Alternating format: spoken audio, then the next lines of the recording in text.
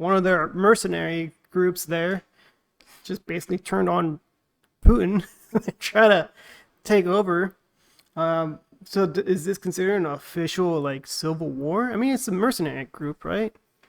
It's not like a chunk of the country said, you know what, we're gonna fight you instead of with you. No, I see a lot. I see a lot like on social media about this. Is it real? Is it real? Is it just to take our look over here so you don't see what we're doing here? I heard it's already over. I heard that they got kind of a peace, or at least they stopped. But this is the first time in Putin's career that someone else has challenged him to where they're saying this guy, the Wagner Group's the real deal, and they could take him down.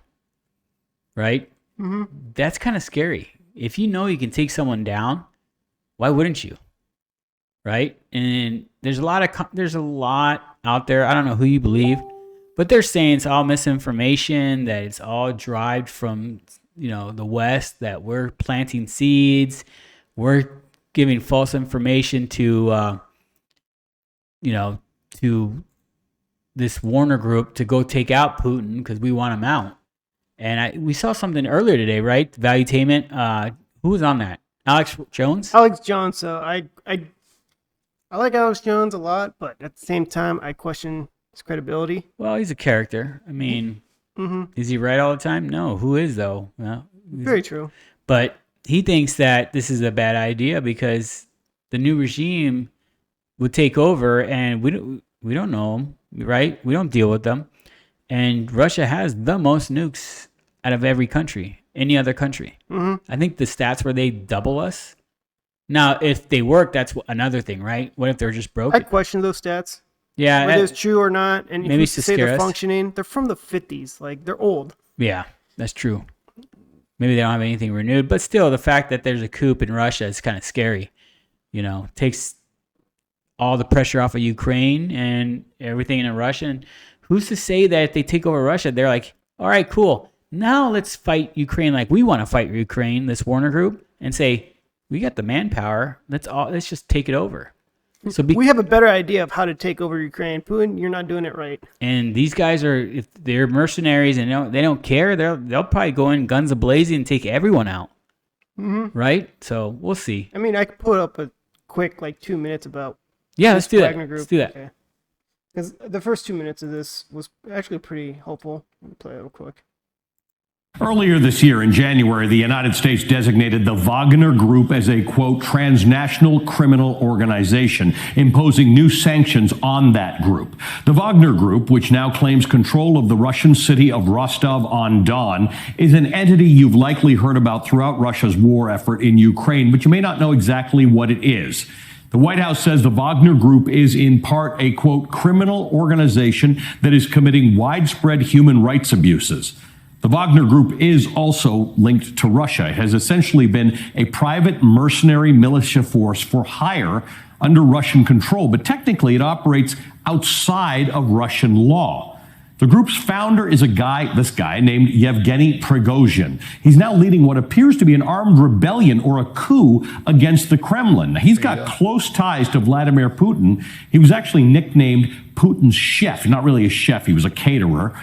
He first came about back in 2014. He played a role in Russia's invasion of the Donbass in eastern Ukraine and Crimea. He's also got experience on behalf of Russia in conflicts in Syria, Libya, and elsewhere.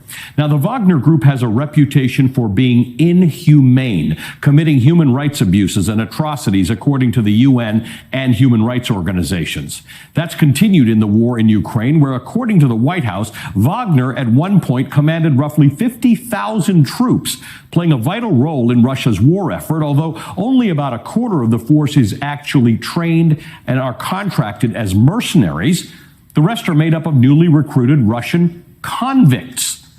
That said, Wagner has also suffered tremendous losses fighting in Ukraine, but with all this comes power. And as we are now seeing play out, Prigozhin has been rather brazen in publicly speaking out about the Kremlin's military failures in Ukraine, offering harsh criticisms for top-ranking officials, including the defense minister Sergei Shoigu and the leader of Russia's forces in Ukraine, the chief of staff, General Valery Gerasimov.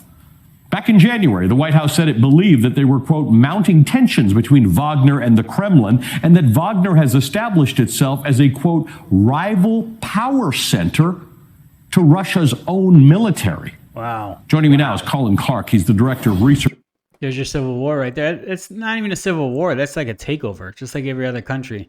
And just to be fair, them going over and taking over the Kremlin like that's an insertion, right? I don't think they took them over. I think they challenged them. They challenged them, but they had guns and tanks and all kinds of stuff. That's scary. It's crazy because like this war is not over.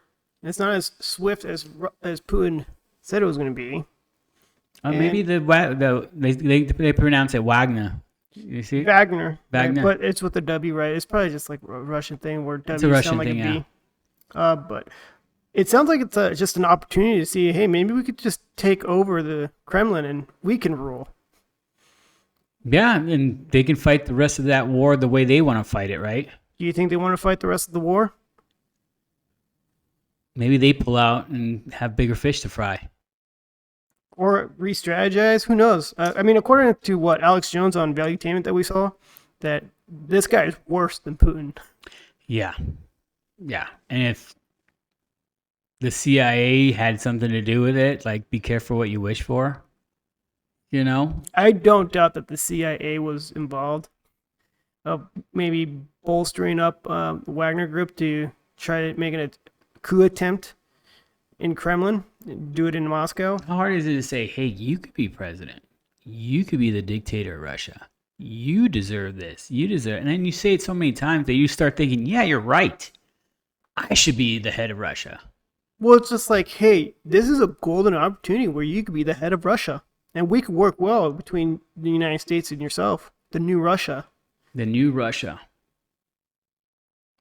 That could be it. But we don't know, right? We wouldn't know for a while.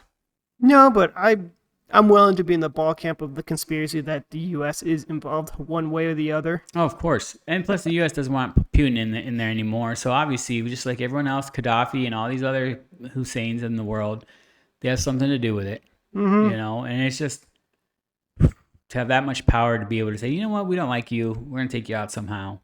Mm-hmm. One way or the other, we're going to take you out. That's pretty crazy. But this war, it's crazy that it's still going more than a year now. Well, because a lot of companies make money. Well, definitely the military-industrial complex makes money, right? Yes. For sure. They make a ton of money. I mean, there's a reason why things happen. There's a reason why money's out, the crazy amount of money that they send over. They'll say, oh, it's for, what are we fighting for? The Western values or whatever. It's like they don't care about the Western values. Well, we need to help Ukraine out because they're being bullied democracy. by the They're the last fight of democracy. No, they're not. Ukraine doesn't even like us. Come on. Mm-hmm. You know, they just want to take our money and help them with this war. If it's I don't know. I don't know what's going on in Ukraine. A lot of people have their opinions. My opinion is like, end it. Why is it still going on? Why is it still going on? And why are we involved? Yeah. And, we can't be involved, but we are involved. We're involved by sending them money. It's a freaking proxy war that we're in. It is a proxy war. That we're antagonizing it. And I say we, I say like Europe, which is like UK mainly, and the US, throwing those little seeds and seeing what happens. So I don't know. I think a lot's going to happen in the next week. You know, maybe next week it's a new Russia, or Putin somehow seizes power. They don't even know where Putin is right now. He's hiding. You think so? That's what reports say. I mean, I don't even know where my president is most of the time in the United States. Yeah, but think about it, Putin's like he's locked up somewhere with the people he trusts. Because if so, you know, maybe he doesn't know what the CIA or whoever's planting the seeds said to him.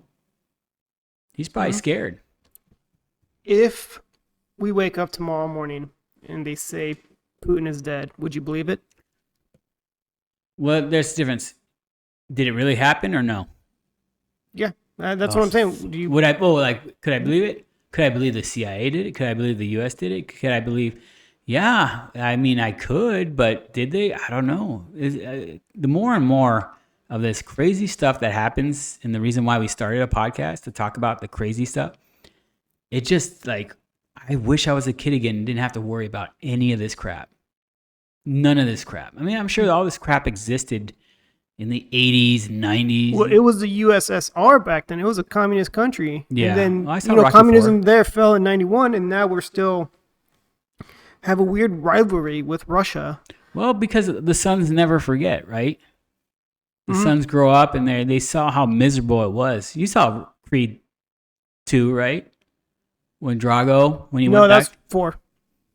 No, not Rocky 4. Creed Oh, 2. Creed 2. I'm sorry. I was thinking When Rocky. Dolph Lundgren talks about how when he went back home, or after Rocky left, after that fight, he was nothing. Mm-hmm. No one wanted him. No one cared about him. He was less than a dog. And That's Russian culture, huh? that's Russian culture. But it was hard after the fall of USSR. Mm-hmm. It got really bad in Russia. Only the oligarchs and a certain few were still making money and still having these great lives, and they've rebuilt to the Russia that they have now. It's completely different. Well, apparently, with Putin in power, with the Russia now, that the economy finally got better. Yeah, the economy under Putin did get better, and it is better.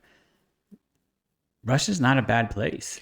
But is it just in their culture that you always have to be a strong leader at all times? You can't any type of weakness. I mean, today in the U.S., our president could just be It's a transgender, yeah. like gay, whatever, and no one cares in the U.S. But like in Russia, it's like you have to be a tough. You leader. should be. Well, I think you should be a strong leader no matter where you are. That's for your species or your tribe, your people, whatever you want to call it. To succeed, you need strong, not just the military, but you need a strong leader that's going to make those tough choices. Cut people's heads off. Putin would. The Chinese leader would. They're strong leaders. They don't care what you think.